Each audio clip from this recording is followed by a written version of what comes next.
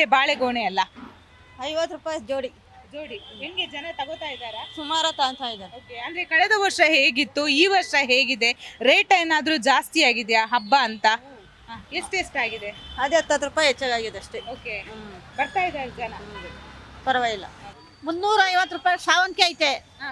ಆಮೇಲೆ 400 ರೂಪಾಯಿ ಇದೈತೆ ಗುಲಾಬಿ ಹೂವು. ತೆಂಗಿನಕಾಯಿ 40, 30, 50. ಕಮಲ ಹೂ. ಕಮಲ ಹೂವು 100 ರೂಪಾಯಿಗೆ 2. ಓಕೆ, ಹಾ. ಹೇಗಿದೆ ವ್ಯಾಪಾರ? ಸುಮಾರಾಗಿ ಐತೆ.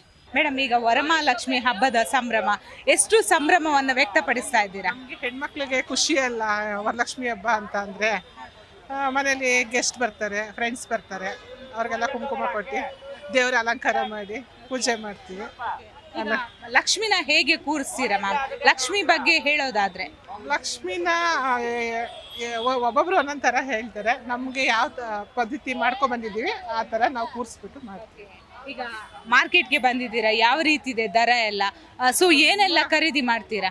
ತುಂಬ ದುಬಾರಿ ಇದೆ. ಎಲ್ಲ ಎಲ್ಲ ಐಟಮ್ಸ್, ಹಣ್ಣು, ಹೂವು, ಹಣ್ಣು ಮತ್ತು ಎಲ್ಲನೂ ದುಬಾರಿ ಇದೆ. ವರಮಹಾಲಕ್ಷ್ಮಿ ಹಬ್ಬದ ಸಂಭ್ರಮ, ಯಾಕಂದ್ರೆ ಪ್ರತಿಯೊಬ್ರು ಕೂಡ ತಗೊಂಡೇ ತಗೋತಾರೆ ಹೂಗಳನ್ನ. ಈಗ ವೆರೈಟಿ ಆಫ್ ದ ಸೇವಂತಿ ಇಟ್ಟಿದ್ದೀರಾ, ಎಷ್ಟೆಲ್ಲ ಇದೆ ಸರ್? ಮೇಡಮ್, ಇದು ವೈಟ್ ಬರುತ್ತೆ 150 ರೂಪಾಯಿ, 1/4 kg ಬರುತ್ತೆ. 1/4 kg 150 ಬರುತ್ತೆ. ಮಿಕ್ಸ್ ಬೇಕಂದ್ರೆ ಇದು ಸೇಮ್ 150 ಬರುತ್ತೆ, ಅದು 150 ಬರುತ್ತೆ. ರೋಸ್ ಮಾತ್ರ ಮತ್ತು ಈ ಚಾಕ್ಲೇಟ್ 100 ರೂಪಾಯಿ ಜೋಡಿ, 100 ರೂಪಾಯಿ 1/4 kg ಬರುತ್ತೆ. ಇದೇನು ಸ್ವಲ್ಪ ಜಾಸ್ತಿ ಕಾಸ್ಟ್ಲಿ ಇದೆ, ಅಂದರೆ ಹಬ್ಬಕ್ಕೆ ವಿಶೇಷವಾಗಿ ಜಾಸ್ತಿ.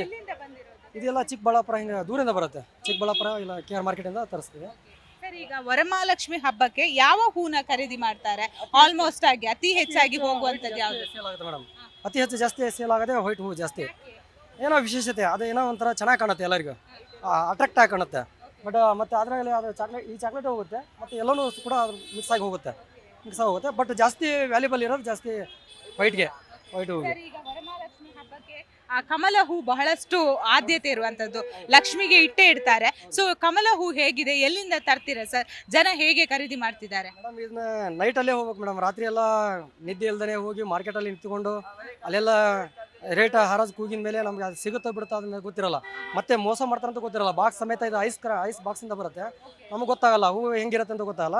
ತಂದ ಮೇಲೆ ಗೊತ್ತಾಗೋದೆ. ಈ ಬಾಕ್ಸಿಗೆ ಒಂದು 10 ರಿಂದ 15 ಸಾವಿರ ಬೀಳುತ್ತೆ ಒಂದು ಬಾಕ್ಸಿಗೆ. ಅಂದ್ರೆ ಈ ಒಂದು ಹೂಗೆ ಎಷ್ಟಿದೆ ಸರ್? ಅಂದ್ರೆ ಇದು ಬಹಳಷ್ಟು ಪ್ರಾಮುಖ್ಯತೆ ಇರುವಂತದ್ದಲ್ಲ ಹಬ್ಬಕ್ಕೆ.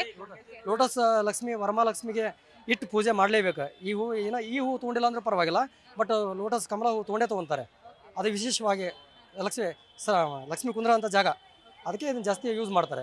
ಅದಕ್ಕೆ ತೊಗೊಂತಾರೆ. ಕಳೆದ ವರ್ಷಕ್ಕೆ ಹೋಲಿಸಿದ್ರೆ ಈ ವರ್ಷ ಹೇಗಿದೆ ವ್ಯಾಪಾರ? ಕಳೆದ ವರ್ಷಕ್ಕಿಂತ ಈ ವರ್ಷ ನೋಡಿದ್ರೆ ತುಂಬ ಡಲ್ ಇದೆ ಮೇಡಮ್.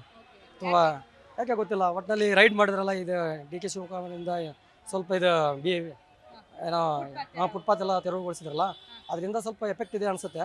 ಬಟ್ ಇವಾಗ ಜಸ್ಟ್ ಒಂದು 2 ದಿನ ಇರ್ಬೋದು ಮೇಡಮ್, ನಮ್ಮ ತಿಳಿದ ಮಟ್ಟಿಗೆ. ಹಬ್ಬಕ್ಕೋಸ್ಕರ ಬಿಟ್ಟಿರ್ಬೋದು ಅಷ್ಟೇ. ಅದನ್ನ ಬಿಟ್ಟರೆ ಇಲ್ಲಾಂದರೆ ಮತ್ತೆ ತೆರವುಗೊಳಿಸ್ಬೋದು. ಇಷ್ಟೇ ನಮ್ದು.